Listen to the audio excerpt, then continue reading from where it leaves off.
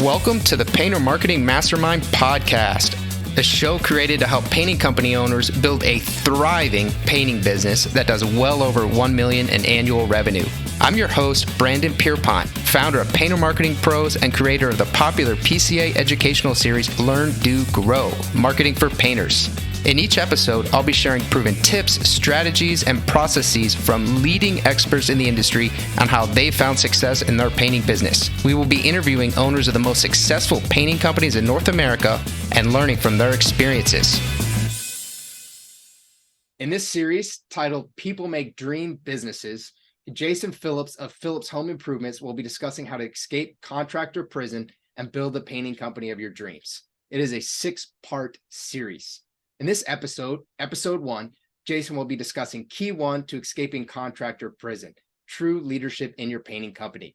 In episode 2, Jason will cover Key 2 to escaping contractor prison, building a highly effective team. In episode 3, Jason will deep dive into Key 3 to escaping contractor prison, creating and implementing efficient systems. In episode 4, Jason will discuss how your painting company needs to market itself for long-term and big-time growth. In episode 5, Jason will elaborate on the DISC personality assessment and how to use it to ensure you have the right people in the right seats. And in the final episode of this series, episode 6, Jason will take a deep dive into motivators. How do you get everyone excited and motivated to help your painting company grow and succeed? If you want to ask Jason questions related to anything in this podcast series, you can do so on our exclusive Painter Marketing Mastermind podcast forum on Facebook. Just search for Painter Marketing Mastermind Podcast Forum on Facebook and request to join the group, or type in the URL facebook.com/groups/Painter Marketing Mastermind. Again, that URL is facebook.com/groups/Painter Marketing Mastermind. There you can ask Jason questions directly by tagging him with your question so you can see how anything discussed here applies to your particular painting company. Jason is a return guest from season 2 of the Painter Marketing Mastermind podcast. Jason, thank you for agreeing to return to the show and conduct this series for us. Brandon, I'm excited about it. We're talking today about a subject that's near and dear to my heart, leadership. 100%. Yeah. So I haven't always been a great leader. Not that I'm saying I am a great leader, but I've been a bad leader at times. You're a pretty great leader. Well, I'm an enthusiast. I'm a student and I'm an enthusiast. So, but you know, there's a lot of guys who may not see the value of leadership, especially when you're, when you're an owner operator, your company is a little smaller, and you're dealing with a lot of problems of what I would like to say, making the widget. You're in that phase 1 where you're on the job site. Maybe you're painting, you're doing the sales, you're doing basically everything. And, as your company grows, it will quickly become apparent the need for leadership. And if you can get ahead of that curve, you can do what I didn't do and avoid a lot of headaches along the way. But, today, this day and age, my mission, Brandon, is to lead, inspire, and empower business owners like your listeners to become better leaders so that they can discover and live life with purpose beyond running their business. Yeah. But unfortunately, too many, as we've talked before on podcasts before, too many business owners are locked up in contractor prison. Sure. And hey, can we do a little role play real quick? Yeah, man. Ring me. Ring. Welcome to hello, and thank you for calling Contractor Prison Painting, where we do great work, but our owner operator, his life is a mess. Matter of fact, he doesn't even have a life. This is Warden Soul Crusher. How may I direct your call? Oh my goodness. And that's that's brutal but true. That's the true story for too many. Yeah, it's a truth bomb. There's a lot of business owners are fast paced and they work well under pressure. Work well under pressure. But that's not scalable. It's not scalable. And if you're one of these guys or gals who loves getting up on the ladder and painting, and you love to work with your hands, it's beautiful. It's a skill that I don't have. That's wonderful. But there's going to come a day when your knees hurt, your back aches, and you don't want to climb that ladder anymore. How are you going to keep paying the bills? Yep. And so leadership is important. There's three keys that will get you out of this contractor prison. Contractor prison means you're a slave to your business. You don't have time or money, and you definitely don't have freedom. And one is to become a better leader, what we're talking about today. Two is to build a team of people. And three is to implement these simple, able systems.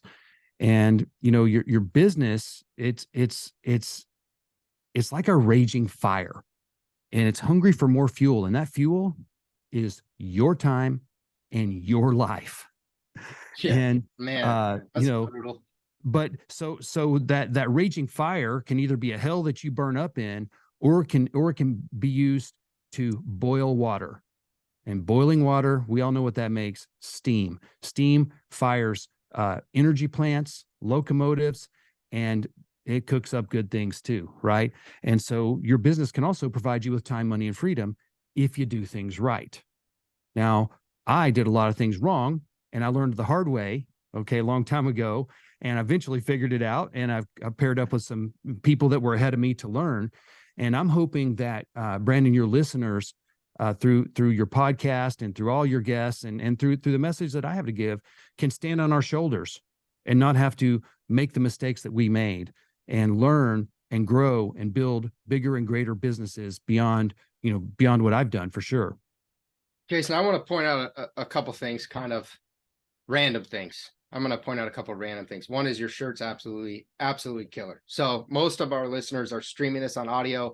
If you have the chance to look at the video, please look at it, because Jason's wearing the coolest shirt that I've ever seen him wearing, and he's already famous for his shirts. Number two is your background is killer, dude. I love it. I feel like I'm at a casino or something, but it's getting me very excited. So check out the video, because Jason is producing quite a show here, and I'm loving it. But I want to push you, and you've always been a good sport, and I appreciate that. And you're humble, which makes you just a phenomenal guest, because you're knowledgeable but humble. You said you did it wrong. You did it wrong in the beginning. You were not a good leader. I want to know, what do you mean by that? What'd that look like? What'd that cost you? Because there are probably a lot of people listening who don't really know how to be a good leader. So let's start with what you did wrong. So the cost of the type of things I did wrong, it cost me time, it cost me money, it cost me freedom. It also cost me some relationships. Early on, when I started and I hired the wrong people, like we'd put a mirror under their nose, and if the mirror fogged up, they had a job. that was all you needed, a body.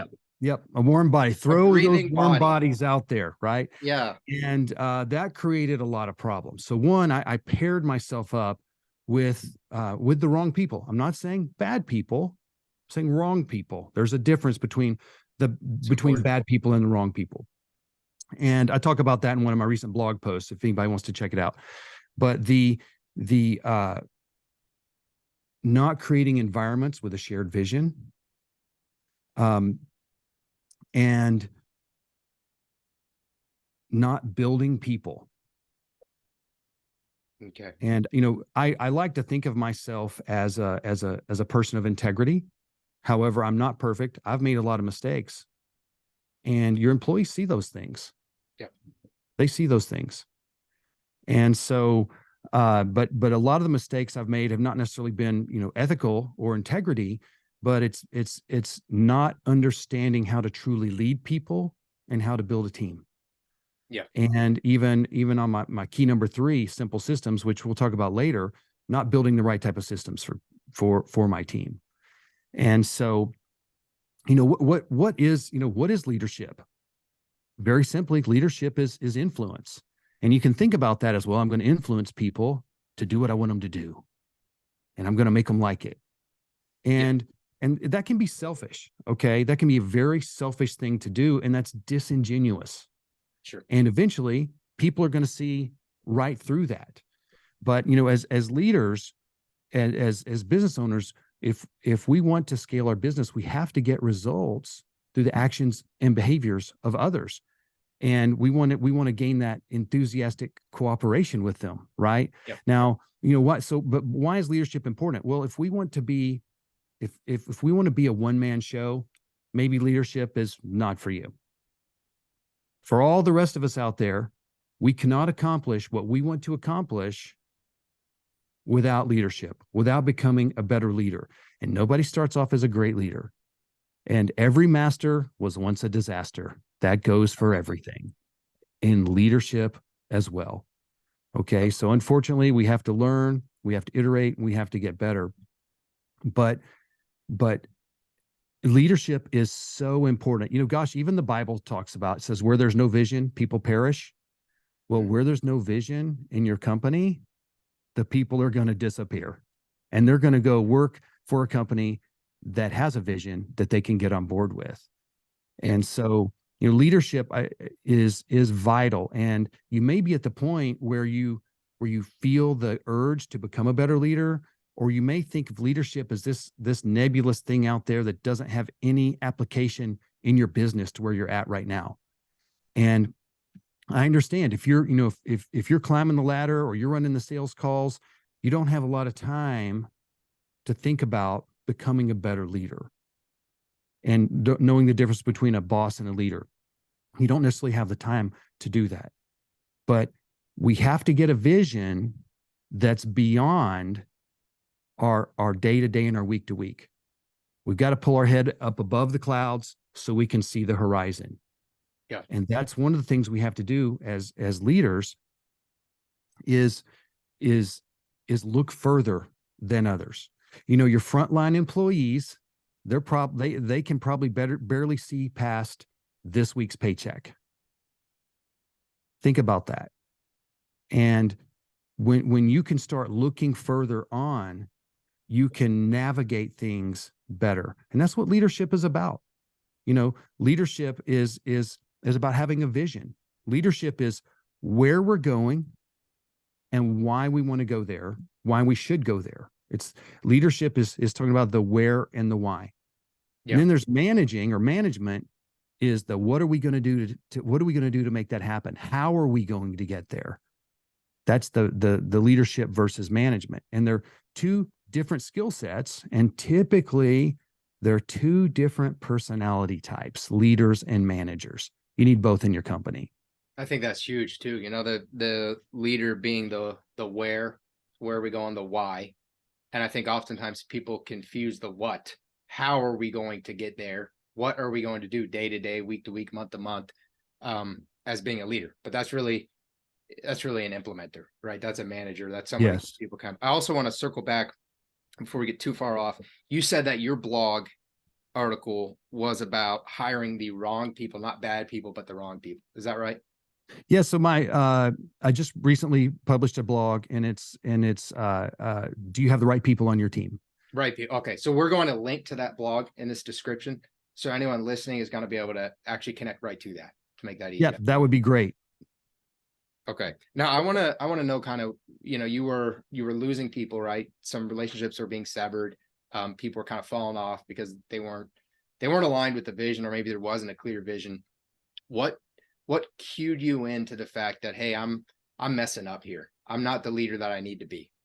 Well, you know, a lot of times when we're early on, we're like, hey, come join me. We're going to make a lot of money. Right. It's just selling the money. And so that's, you know, that's valuable. Hey, we do need to make money. People do need to eat. Yeah. But that also will create an environment where everybody is selfish, and it's only about what's in it for me. WIIFM, what's in it for me? And there's no shared vision to push the business forward. And people are only going to do things in the company's best interest if it's also in their best interest.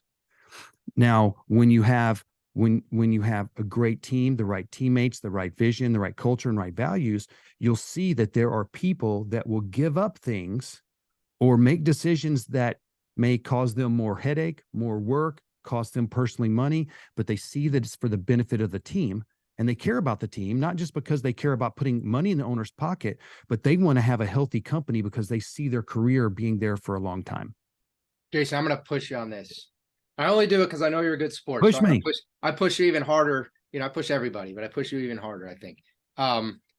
You might not be able to think of one off the top of your head. I would honestly be kind of shocked if you could.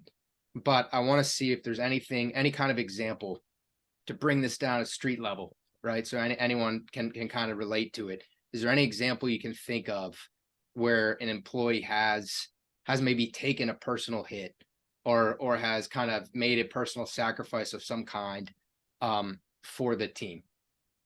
Oh, I can think of a number of them. Let me tell you, on a big level, COVID hit.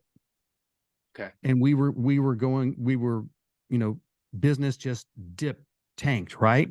We didn't have to close our doors, but my leaders came to me and said, "Hey, Jason, so we can retain our team, we want to take a pay cut." Oh, wow. And they took a very significant pay cut, That's an unbelievable example. a very significant pay cut to keep the team together. That was their idea to take the pay cut. That was their idea. Wow. Okay. And occasionally we have a team member has a family crisis and they need to take some time off. And we have other teammates working overtime, picking up the slack that was left, filling the gap. But when it's scenarios like commissions are involved or incentives are involved, that person that's out still gets the incentive. They're working for that person's benefit instead of saying, "Oh, well, you were out and I had to do this. This is my money." So that happens every time we have a team member out. This is next level. This is next level stuff, man. And it's just, they constantly blow me away. I am surrounded by so many amazing people I know that have my back. And it's not that I need people to have my back. We have each other's back. And as a team, that's invaluable. That's invaluable. It's those type of things that make me sleep at night very sound and peacefully. Yeah.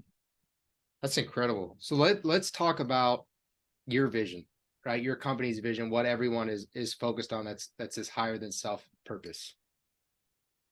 Okay, so our long-term vision is to waltz across the state of Texas and be the premier home improvement company in the state of Texas.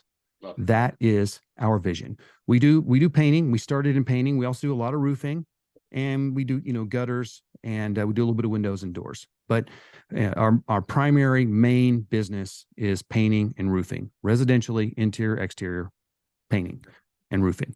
So that's our vision, is to do that. Yeah. Now, what we're going to do to achieve that is we're going to do what we call double wow, double pow. That means we're going to create a wow culture with a thriving team that's measurable. We're going to wow our clients with best-in-class service. And we're going to make double-digit profits and double-digit growth. That's our double wow and our double pow. That's our vision, or that's our mission, how we're going to get to achieve our vision. Wow. Double wow, double pow. You guys made that up? Yes. That's awesome. Yeah, so, I feel like I'm just you have so many things that I just want to take. I don't know if we talked about Teamily before, but and I've written about this as well, but I'm passionate about leadership. I'm passionate about ethics in business. I'm passionate about company culture. There's a whole bundle of things that I'm very passionate about, and they all end up revolving around people, the subject of people. Yeah. But on our team, we care for each other like a family, and we position each other and work for results like a team. And we squish those two words together and we call them Teamily. And that's who we are, is Teamily. There's a blog about that as well. What is your what is your onboard process? Like, how do you, when you have a new potential employee coming to you, is this stuff you're addressing on day one? Is this like, hey, we're not your normal company, this is what makes us pretty unique, or how are you approaching that? Oh, without a doubt. So I have a hiring manager. It's one of the hats that she wears, Jennifer, and she is constantly advertising, networking, recruiting, interviewing, and The really pipeline. vetting candidates. Now, having said that, just because you do all this vetting, it still does. There's no guarantee. All you're doing is increasing the odds. At the end of the day, you're going to hire their resume, but you're going to end up with them. That's what you're going to get at the end of the day. And so I have a little joke with our VP. He and I have a great relationship. And one day he messed up on something, and I was razzing him. I said, I hired your resume, but unfortunately what I got was you. That's funny. And that's a joke, but in reality, that's truth. We hire people based on their resume and maybe a few references and an hour or in a couple different interviews. Very, very little data, and they're going to do their best sales presentation at the interview with their resume. Yep. The resume is the highlights of their life, and after you work with them, you get to know who they really are after a time, right? So, but yes, the culture and bringing that on, we address that from day one, and our candidates constantly tell us from day one, they're like, I knew this place was different when I walked in the door. The atmosphere here, not the look of the office. And I'm gonna be honest right now, we're in between offices. We're about to move into, within the next couple of weeks, our new building. And in the meantime, we moved into a smaller building we refer to as the sardine can. It's a little metal building. Everybody's working Nice. close. Okay. And I kid you not, our interviewing happens in the kitchen. Oh, wow. Nice. In the kitchen. Okay. And during this time, this is how amazing my team is. During this time where we are squished, working on top of each other, I don't even have a desk. Okay. There. We won the best places to work in North Texas. That's so by the funny. Dallas Business Journal. Okay. And So you guys don't have a ping pong table in there? No, we don't have sleeping pods, none of that. No? Okay. We have a picnic table outside. And that was nice during August when it was, 180 degrees in Texas. It's a lot. But it really is about the culture and people. I know we're getting a little off topic here, but one of the primary things leaders need to do is to develop and champion and guard the culture. And so our culture is amazing. And this is a story for another time, Brandon. But in 2016, I remodeled my company, scraped it almost to the ground, and started over because I didn't have a foundation of trust. We had made a lot of money, we had won a lot of awards, okay, but I wasn't sleeping well at night because I had people that were out for themselves, people who were taking more than they were giving. And I'm not blaming them, okay? I'm blaming me and my lack of leadership excellence. And so maybe we can talk about that another day, but yeah, it was quite a tumultuous time, and I've got some amazing leaders that have stuck with me through it, and it's been wonderful. But back on the subject of leadership specifically, we have to ask this question. You're talking about HR, ultimately it comes down to trust. Trust is the currency of business. Trust is the currency of relationships, of every relationship in your life. And it's the currency of leadership as well. And so, when you hire someone, you're trusting them and they're trusting you. They're trusting you with their hopes and you're trusting them with hopes as well. Right. And so, one of the things that great leaders do is they build trust. And for everybody listening here today, ask yourself, would I work for me? Am I trustworthy? It's one thing for you to truly be worth trust. It's also another thing for your people to perceive that you're trustworthy. There's a difference. Yeah. You want your people to trust you, right? And you want to be trustworthy. And But great leaders, they're trustworthy, they're ethical, they're truthful, they're transparent. Okay. They're credible, they're caring. Those are just some characteristics of great leaders. And, uh, you know, it's easy for me back in my day to just turn into demanding boss guy. Yeah. Okay, go get this done. And, you have to be strong as a leader. You have to make hard decisions as a leader. Okay.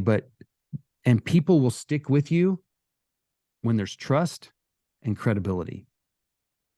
And, the idea that trust, and I've written extensively on all of these subjects. So if anybody wants to just dig in more, you can read my blogs, and you can actually listen to them as well if you care to. But trust is a matter of the heart. Jason, let's just list it here, or let's just verbally say it. What's your website? Where can they go check this out? Okay. The best place to go to connect with me, and it's a link right there. If you just go to jasonwphillips.bio, bio, it's just my bio page, has a link to my blog, has a link to some other resources we may talk about here. It's a great place. Has all of my social links, my YouTube, my LinkedIn, Facebook, Instagram, all that. So if anybody wants to connect, I'd love to connect with you guys. Okay, perfect. Thanks, man. So I want to kind of dive into the minutia here, I guess. So let's say that people are listening, because you're not pitching, you're presenting, right? You're demonstrating, you're showing this pretty lofty goal. For a lot of people, this almost sounds too good to be true, right? Employees coming in and proposing their own pay cut, employees really almost working for each other, right? In a pretty big and successful company. And then being voted best place to work, when it wouldn't really look like the best place to work, right? From the actual facility standpoint. 100%. How do you start, right? For somebody listening, man, that's a dream. I would love to have that. I'm nowhere near Phillips Home Improvement size. I don't have those kinds of resources. I don't have a huge team yet, but I'd love to start today building that trust, credibility, being that leader that my team needs. What's step one? Well, step one is a shift of mindset that leadership starts with you. And if you want to build that culture, okay, we're farming here. We're running a marathon. We're not running a sprint, and you're not going to do it overnight. Chances are there's a lot of listeners who have hired warm bodies. Maybe they're people that do the job, but maybe they don't share your values. They don't fit well within your culture. Maybe you've got some prima donnas on your team that you feel like have you locked up. You can't fire them because they get too much production done or drive too much revenue. Okay. And you can't correct them. There's all these different situations, and it's going to be built and changed. This shift, this growth is going to happen one grain of sand at a time. And it's going to be, one, you need to grow as a leader. Two, and there's specific things you can do to grow as a leader. We can talk about those. And two, you need to exemplify the traits of trustworthy, credible leaders. And, if we talk about, being ethical, let's talk about some things that maybe bad leaders do, things that are going to destroy trust in your company. Let's just use an obvious one, which no one that's listening would do this. A customer gives you a deposit and you run off with it and block their number. Obviously, right? Yeah. Okay. Are your employees going to see you do that? Most likely. Are they going to trust you once they see you do that to a client? No. How about a more benign one? Might seem benign, harmless. Let's water down that paint so we don't have to make an extra trip to the store to buy a gallon so we can finish this job before dark. How about that? How about let's just hurry up and get the check from this customer so we can get out of here. And I hope they don't notice that we missed that spot over there. Because I've already got the 36-foot ladder loaded on the truck and the paintbrushes are cleaned out. And I just noticed that spot. Your employees are going to see the decision you make in that moment. And I think a lot of people don't really think about that. They're focused, obviously, from a customer standpoint, that's problematic, but that's all they're focused on. They're not realizing they're actually eroding trust within their own team as well. Exactly. How about another one? We sold them Emerald, or we sold them Resilience, whatever. Mhm. We go to the store, they don't have it in stock. They're going to give us super paint. Mhm. Are we going to tell the customer? Are we going to have a conversation? Are we going to drive across town to get the paint we promised them? What are we going to do? And, you know, trust says, I trust you. I trust your intentions I'm putting my heart in your hands. And I trust that you're going to make good decisions with my job and with our company, with the team I've joined. And then credibility is really about your follow through. It's about, do you follow through on those things? And there's a lot of great leaders that are great talkers. Okay. They're really good at inspiring people, but they're terrible at follow through. And when you don't follow through, the very people that love you are going to slowly start to disrespect you. It'll start by, they're going to make mistakes, or they're going to cover for you, and they're going to make excuses for you. But eventually that's going to turn into, they're going to be disillusioned. Yeah. And in no world are disillusioned employees going to get great results for your team. In no world are disillusioned employees going to thrill your customers. And this is not about entertaining employees, and this is not about catering to everything they want. This is about building a thriving culture where people love working for results. They love working for you, together, toward the vision, doing the down and dirty work. They don't care that it's down and dirty work because they know it needs to be done. So this is not about sleeping pods and ping pong tables, okay, and unlimited vacation. Yeah. It's not about that. Those are, by the way, those type of things are quickly evaporating in the tech world, in the corporate It world. got pretty popular there for a minute. Yep. It was the flavor of the month, Yeah. or of the year, whatever. Okay. But at the end of the day, people want to use their skills. They want to make a difference, and they want to do it for a team, a company, and a leader that's going places. That's what they want. Yeah. I love that, man. People want to have that higher purpose and stuff. They don't want a job. They want a purpose. You know, otherwise Yes. just trading time for money. That's really depressing. That's a depressing thought. You know, if you think about this, look, we're painting houses. That's not glorious. We're we're not ending world hunger. We're not curing cancer. Okay. We're not doing that. Yeah. But what are we doing? Okay. People live in a home that's part of the American dream. They give their blood, sweat, and tears for these homes. They pay taxes. Now these homes aren't built like the Great Pyramids and last for thousands of years. The weather, the elements, we personify this in our business as deterioration, kind of like scrubbing bubbles. Deterioration is the enemy of the homeowner, and it's taking the homeowner's peace away when they try to sleep at night, just like a faucet dripping. What if it's raining and you hear dripping water in your attic? Or you walk up to your door and you see peeling, rotted, broken caulking, peeling paint, rotting wood, things like that. Okay, those things eat away at a homeowner's peace of mind in the very place that they should call sanctuary. Okay. And when we come in and we help them fix these things, we partner with them in renewing and restoring their home. We're doing something very important. And my team gets that. We're not just painting for a bunch of picky people so we can hurry up and get the paycheck and get out of there. If that's the environment we got, we're never going to go very far. Yeah. Yeah, man, I love that. I want to circle back. And I know you said we'll save it for another time, but if you're up for it, I would love to learn a little bit more about 2016, right? For people who are listening, who are, 2023 is here.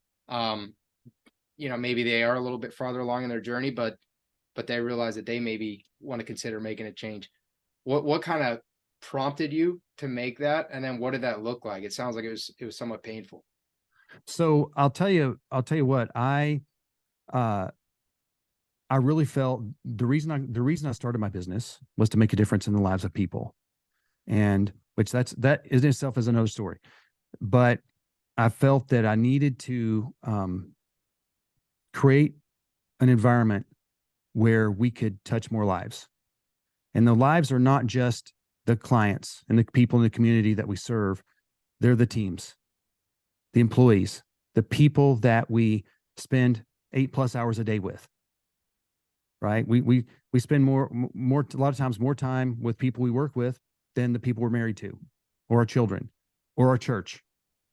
And so the amount of impact and the difference we can make in people's lives to raise up leaders and leaders of families and leaders in churches and organizations outside of work was enormous. And I knew that I was called to make a bigger impact.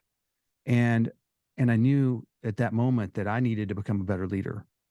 And so I came across this book called The Advantage by Patrick Lencioni. And I've linked to that book on my bio page, by the way. And it talks about trust. And if you've got employees, a few or a lot, at the time I had 20 salespeople. I had 40 employees and probably had 30 different subcontract crews working for us. All in all, probably had 150 people out in the field. It's quite a bit. And I realized after reading that book, something that had been weighing on me for a long time. I had situations where I had people, not just on the front lines, that were trying to do things their way, but I had even some people in leadership where we didn't have a foundation of trust.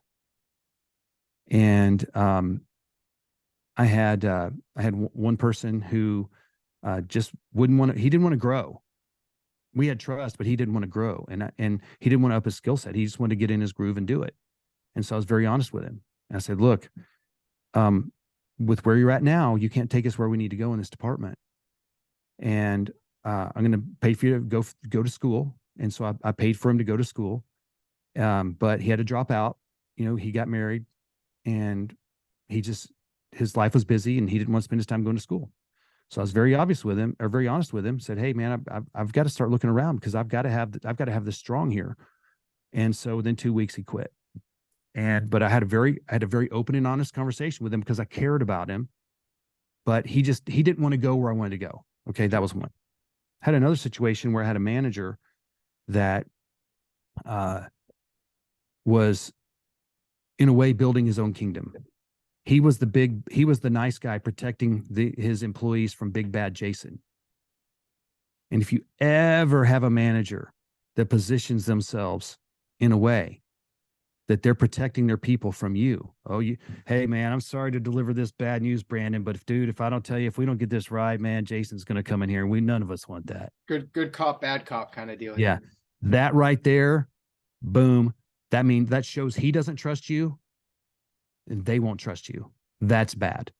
Okay. Yeah, toxic. You will never hear that from the leaders I have now. The leaders I have now they make me look so much better than I am. That's just the fact. That's the kind of people they are. They're people of honor. They're people of honor. Okay. And honor and trust go right together. And so, anyways, I had a sales manager. And when I started digging in, he was running projects, taking easy sales and getting the commissions off of those instead of assigning those to his sales team like he was supposed to. Cannibalizing his own team. Yeah. So I had to fire him. Okay. And look, there's some of those things you have to do, but I had let this grow to something, pretty significant. And, business is, you may look at these big businesses, any big business, and you may think that they're a mountain of granite that they can't be moved. Business is fragile. And if you don't manage the details, if the details aren't managed, if the trust erodes, that whole business can come down like a landslide, like an avalanche in a moment. Were you scared? I mean, were you worried about making these changes when you had 150 people working under you? So, no, I was not scared because I knew deep down that I was doing the right thing. And I don't do anything without prayer and counsel. Okay. And I knew I was doing the right thing, and it was going to take a while, but we had to have a culture shift. And it wasn't so much about them. It was about me. What I allowed to happen, what you permit, it becomes the norm. And that's what I had done. And I realized that the company I had was not representing who I wanted to be. Yeah. And my customers weren't getting what I wanted them to get. And I wasn't happy with that. There's no amount of money that can make me feel good in that situation. I couldn't sleep at night with those type of things until I fixed them. And so I worked real hard for well over a year, way more than a year, to right these wrongs, to replace people, to build people, and to start championing and building culture. Takes time. Now, if you're not at that point yet, you can avoid those things. Yeah. You can become a credible leader. You can grow as a leader. You can work on your soft skills, which are really the hard skills to learn.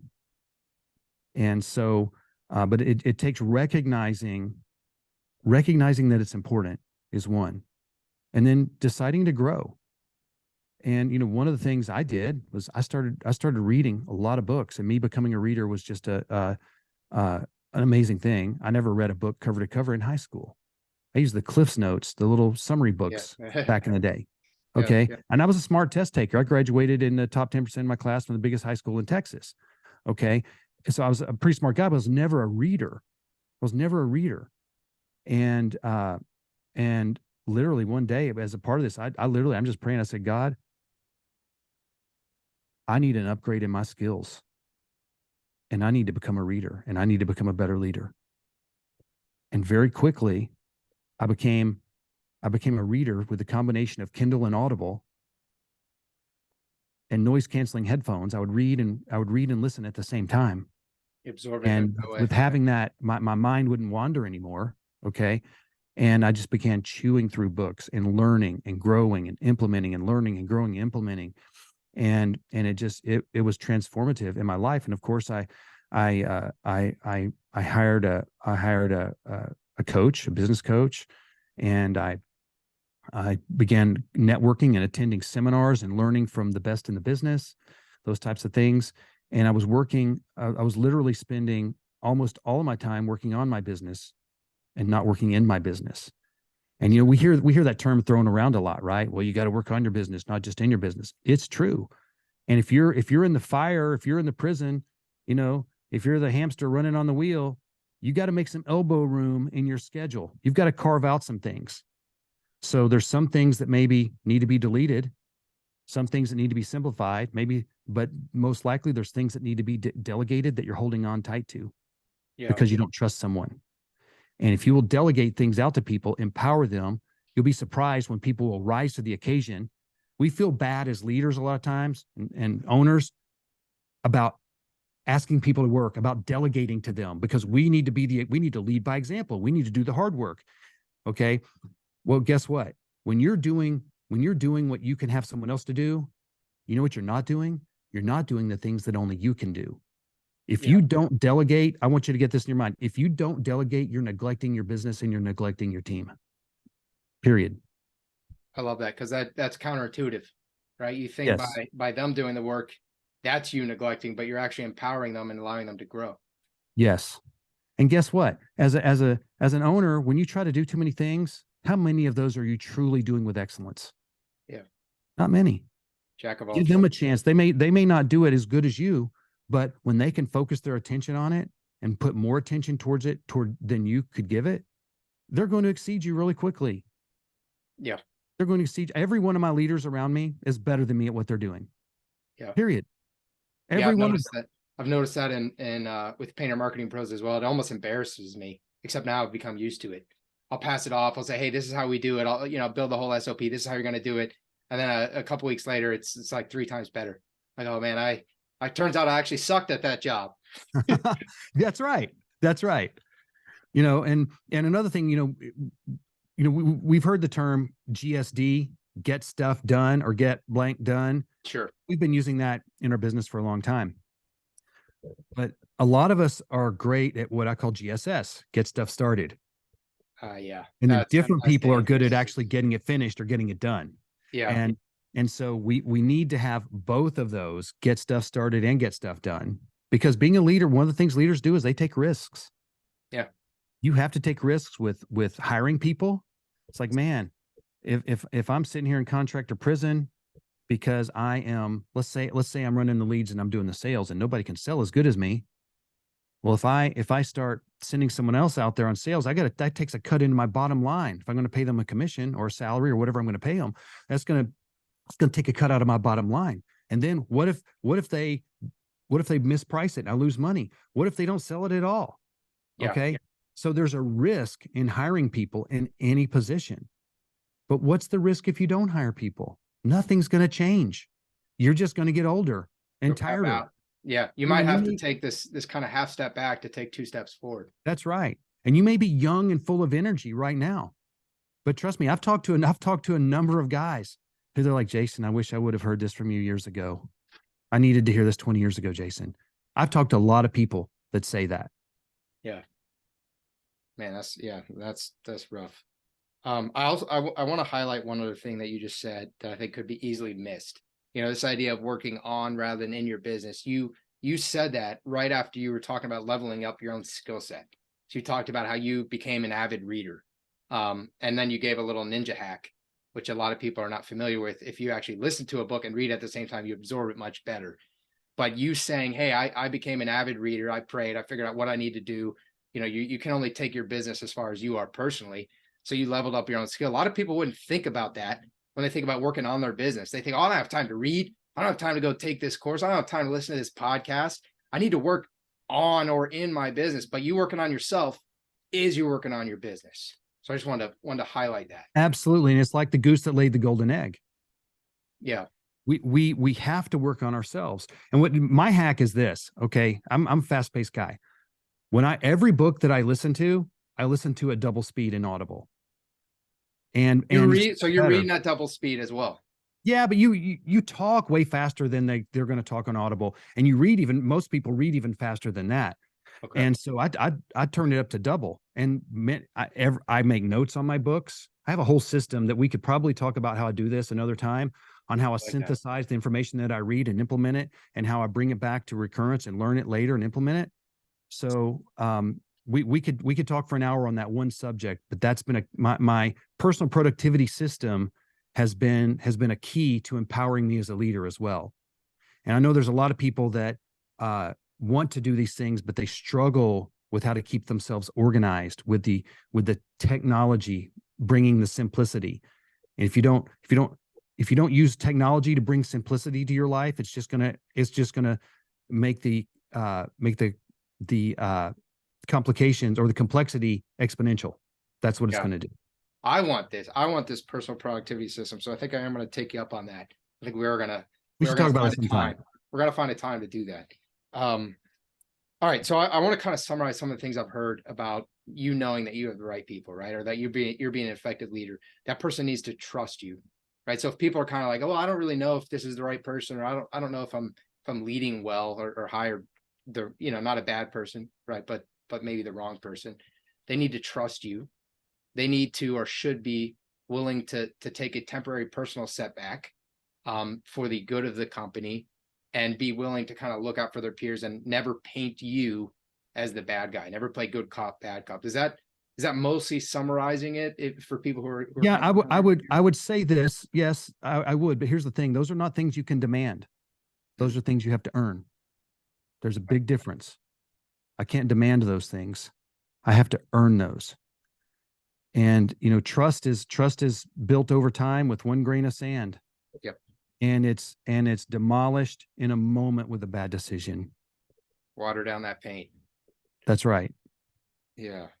And if you'll cheat the customer, why won't you cheat me? Yeah. Shows a lack of integrity all around. Mm-hmm. Yeah. Yeah. Jason, man, this is incredible. Part one of a 6-episode series here. Do you have anything else? And I know I think we've done a pretty good job actually of staying really targeted with this leadership subject area, and we'll circle back to it. All this stuff is obviously all related to each other. But do you have anything else that you want to discuss really targeted on leadership? Well, leadership one starts with you. You have to champion it. You have to be an ethical, credible leader who's constantly building trust. And it's those little micro decisions that you make in the moment. It's those micro decisions. How am I going to handle this? And am I going to listen to them? And, leadership is a big, big subject. But if you'll care about people, if you'll draft, draw, create a vision for your company that includes room so that Jimmy and Joe and Mary and Sue say, wow, I want to be on that team. I can see myself on that team in 5 years from now. They'll walk down the aisle with you together because it needs to be a win-win situation. And again, this is not about ping pong tables and sleeping pods and unlimited PTO. Yeah. People want to put their skills to use. They want to be valued. They want to be in an environment of respect, but they want to add value. And in a way, they want to be a part of something bigger than what they're doing. Think about the people that volunteer in churches and other organizations. They will take unpaid vacation to go volunteer for a worthy cause. How much better if you have a teammate that's not just there for paycheck. Yeah, they're getting paid and compensated well, and they should be. But you can buy their hands with a paycheck, but you have to earn their hearts. And when you get their hearts, okay, you can do amazing things together. Yeah, I love that. So people can go to jasonwphillips.bio if they want to read your blog articles. Yeah, so there's a link to my blog on there. There's a link to the book, The Advantage, and you can get that in Audible or in Kindle or in paperback or whatever you want. There's a couple other books on there, but and there's all my links to Facebook, YouTube, everything. Connect up with me. I'd love to connect with you guys, and of course the Marketing Mastermind Facebook group. I'm always in there as well. Love to connect with you there as well. All right, Jason. Well, hey man, this was an awesome episode 1 to this series. Really appreciate your time. I can't wait to get episode 2 recorded. Me as well. Thanks, Brandon. Thanks, man. If you want to learn more about the topics we discussed in this podcast and how you can use them to grow your painting business, visit paintermarketingpros.com/podcast for free training, as well as the ability to schedule a personalized strategy session for your painting company. Again, that URL is paintermarketingpros.com/podcast. Hey there, painting company owners. If you enjoyed today's episode, make sure you go ahead and hit that subscribe button. Give us your feedback. Let us know how we did. And also, if you're interested in taking your painting business to the next level, make sure you visit the Painter Marketing Pros website at paintermarketingpros.com to learn more about our services. You can also reach out to me directly by emailing me at brandon@paintermarketingpros.com, and I can give you personalized advice on growing your painting business. Until next time, keep growing.